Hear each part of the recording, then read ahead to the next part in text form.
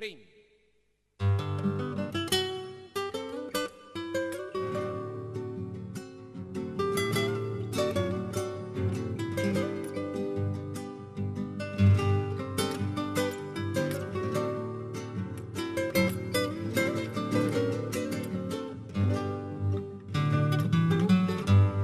So Laura, I wanted to ask you about Malbec, how it came to Argentina and why you think it's become the most important variety for this country. Well, I love Malbec because it just tastes so fantastic, but also because it has such an incredible history. It started in the Middle Ages in France, where it was drank at the wedding of Eleanor of Aquitaine to Henry II. You know, she was the queen of the court of love, so there's a reason she was drinking Malbec. And then it came to Bordeaux, where it was the most important grape with Cabernet Sauvignon in the 18th and 19th century, but it's a late ripening variety. And so in Europe, they have these rains and this cold weather that happens so quickly. But we don't have that in Mendoza. Here, we have this long season, very cool in the high altitude, where you were the other day in Adriana, you know, 5,000 feet elevations, but lots of sunlight. And so the sunlight allows it to ripen slowly. And now, why Malbec and not something else? I actually think it's because the variety is so well suited to this place. It just works. And, you know, it's the mountains, it's the sun, you know, there's also the soils, these alluvial soils that are well drained. Malbec needs good drainage.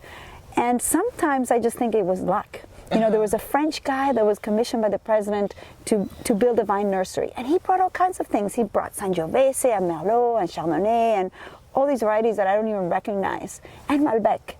Why Malbec? Nobody actually knows, but I think it's just because people planted it. It gave great fruit and great wine, and they kept on planting it. And one of these people was my great-grandfather, Nicola Catena, who came to Argentina at the beginning of the century, and in 1902 planted his first vineyard with Malbec. Excellent. And where did Nicola plant his first vineyard? So actually he planted in the eastern part of Mendoza. Not too far from here, about 30 minutes away. But today we're planting very far from there because we found that it was a little too warm there.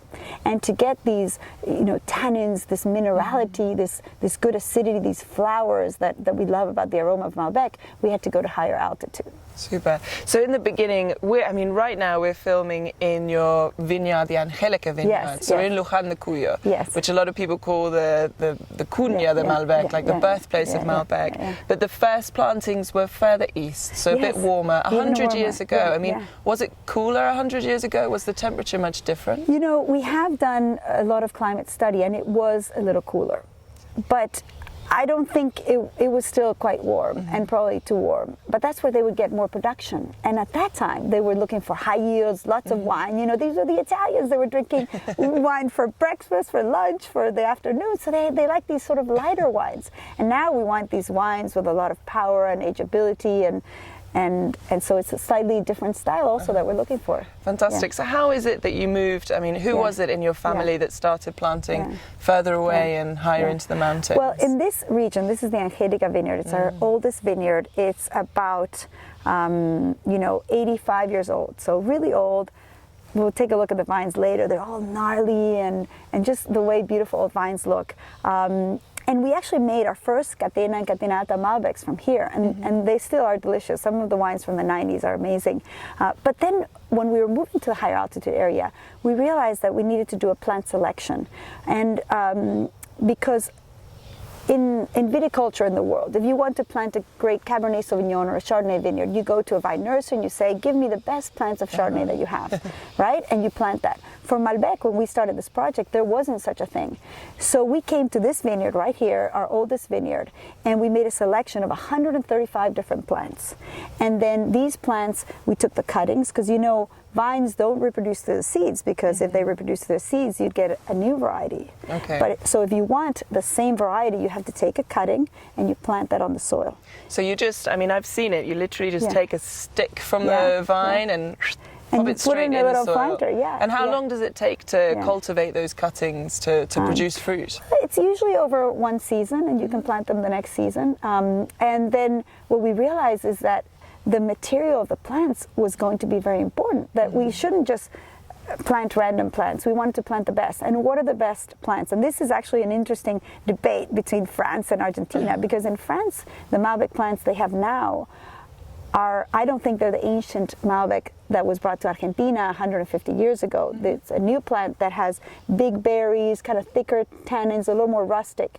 The Malbec we have here, the one we like, has small berries, small bunches, and it gives these really beautiful floral, delicate flavors. And so we were looking for what we call the Argentine Malbec flavor. And we selected these plants that had these kinds of grapes, also low yields. So a big difference between my great-grandfather from Italy is that he was looking for high yields. We're looking for low production, lots of concentration and flavor. And so those were the plants that we selected, and we planted those in the Adriana vineyard that you were at the other day. Excellent. And so you said you made 135 cuttings. Yes. How much variety will we see around within Malbec as a variety today? Well, you still see a lot of vineyards that are planted with, a single cutting, 4 or 5 cuttings, or what we call a population.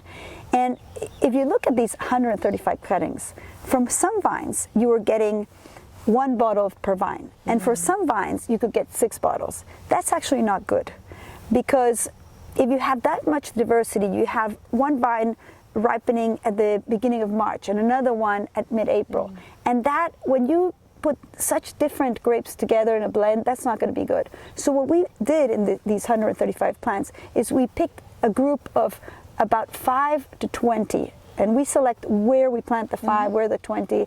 There's a whole science about this. And we picked the vines that were sort of not diseased, not overproducing, small berries, small bunches, naturally low yielding. But we do want some difference. Just as people say that in human teams you want diversity, you also want some diversity in vines. You don't want them to all be similar. And that's why we like this population of Malbec. It's been selected, but it's a little bit diverse. Excellent. So it adds lots of different characteristics and personalities within the same Malbec. Yeah. And how would you describe the personality of Malbec in Argentina today? Well, perhaps this is a little bit corny, as they say, but I think it is similar to Argentines. It's very friendly, but it has, kind of a backbone, a really strong backbone. It has minerality, especially when it comes from the high altitude. It's very intense. It's very age-worthy. People often don't know age-worthy Malbec because they haven't tasted it, because it wasn't exported. But actually, if you taste some wines from the 80s, from the 90s, it's an extraordinary grape for ageability. So it's very aromatic, it's strong, it has this backbone. But what characterizes it that people love the most, I think, is these soft tannins, and that are native of the grape. It's not winemaking, it comes from the variety.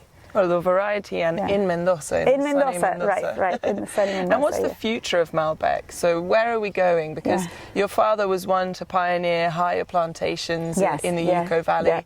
And, it's obviously we're changing and progressing. What do you think is the next stage? Well, to me, the next stage is understanding the diversity of Malbec, the diversity of Mendoza, the diversity of Argentina.